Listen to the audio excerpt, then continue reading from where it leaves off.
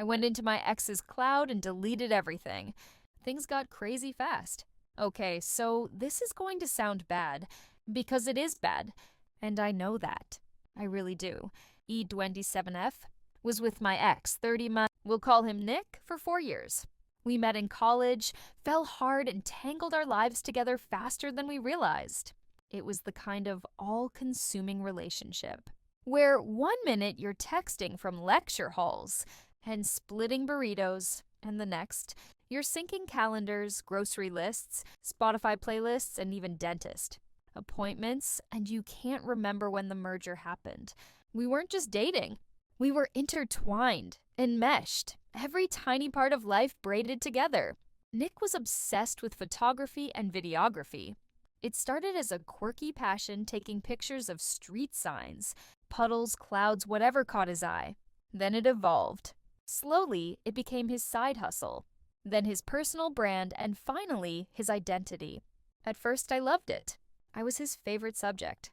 He'd document our weekends away, post brunch walks, rainy Tuesday afternoons. He had a real gift. He could capture the way sunlight caught on my eyelashes, or how my laugh made my nose crinkled. I remember the first time he showed me his portfolio. It was simple stuff. A wilted daisy on a car dashboard, our shadows on a cracked sidewalk, but it felt like magic. I want to capture us, he said. Our whole story. And I believed him. Because when you're 22 and in love, you think forever is a plan, not a hope. But then things got more intense. We started filming more private things. Not just travel vlogs and cooking fails, but intimate, deeply personal moments, long, teary arguments that ended with holding hands. Quiet conversations in bed. Romantic, vulnerable nights lit with fairy lights and soft jazz, where he'd set up the tripod like it was an indie film shoot. He always asked first, always. I helped him edit sometimes.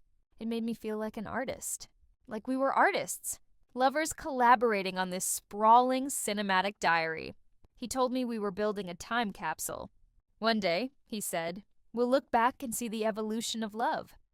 So, when he asked to back everything up on his encrypted cloud, just in case the hard drive fails, I didn't blink.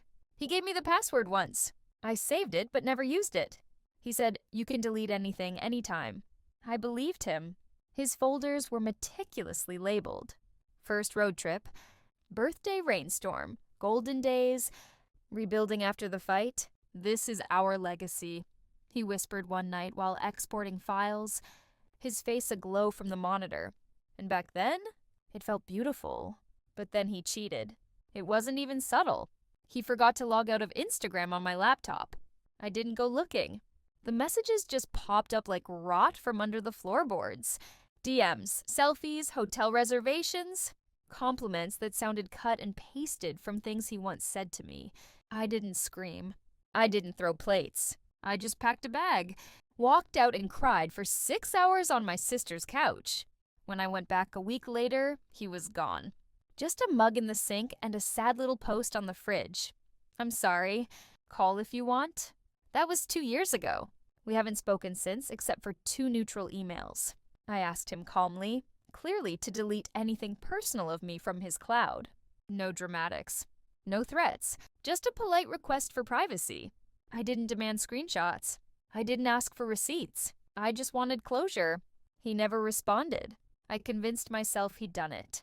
That somewhere he still respects me enough to let me reclaim my image, my body, my moments. But then, 2 months ago, a mutual, now permanently ex, friend during what was supposed to be a casual wine, night dropped a conversational bomb.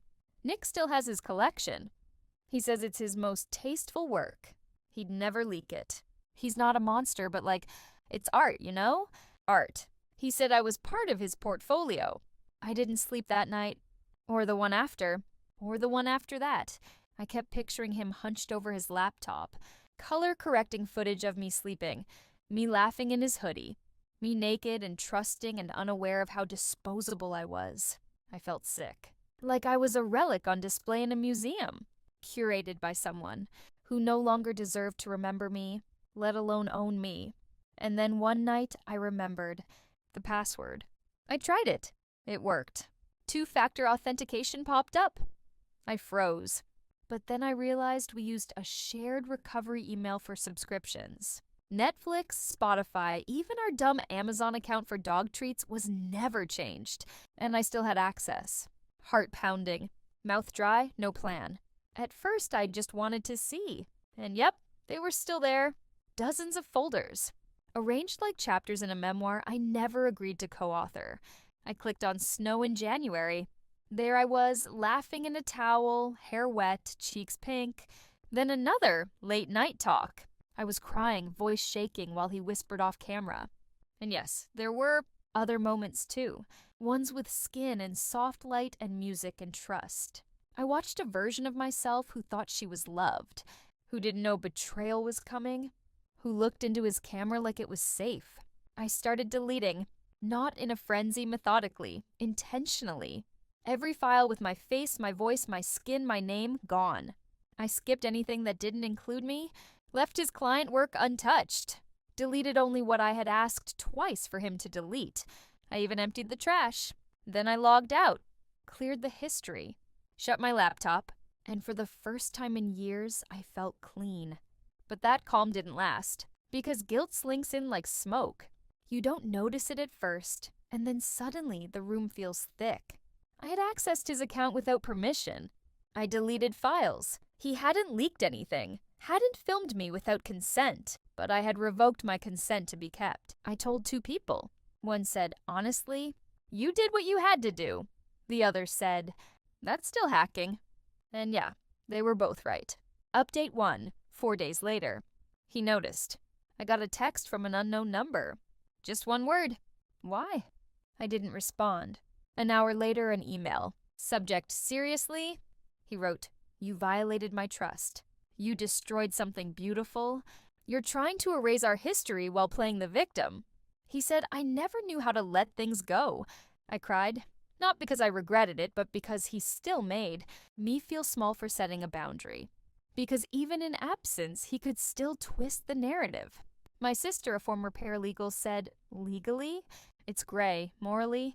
I would have burned the whole cloud into ash. Still, I couldn't sleep. Update 2, 2 weeks later. The police called. A detective asked if I'd come in just to talk. I said yes. Then I immediately called a lawyer. Turns out Nick filed a police report. Unauthorized access. Destruction of digital content. He had timestamps, logs, IP addresses, my digital fingerprint. The detective asked, did you access Nick's cloud account? My lawyer answered, no comment. Nick wasn't pressing charges. Not yet. He just wanted to make sure I understood the seriousness of what I'd done. The detective ended with, you're not in trouble yet, but don't make this messier. Too late. Update 3, 1 month later. I got served.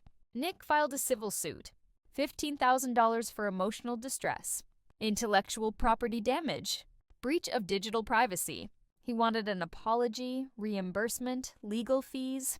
He claimed the footage was part of an upcoming project on intimacy and nostalgia. My lawyer was calm. His case is shaky, but not imaginary. She said the judge might care more about how I did it than why. The one thing working in my favor, I only deleted myself.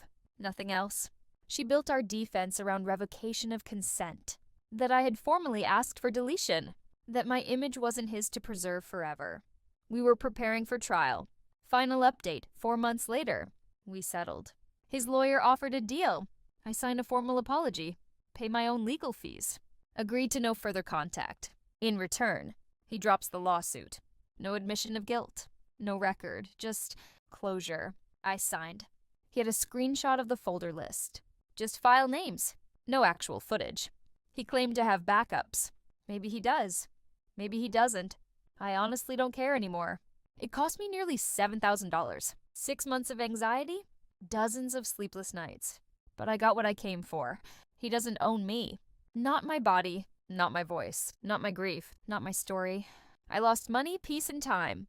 But I gained my freedom. And if I had to do it all over again, I would. Every single click,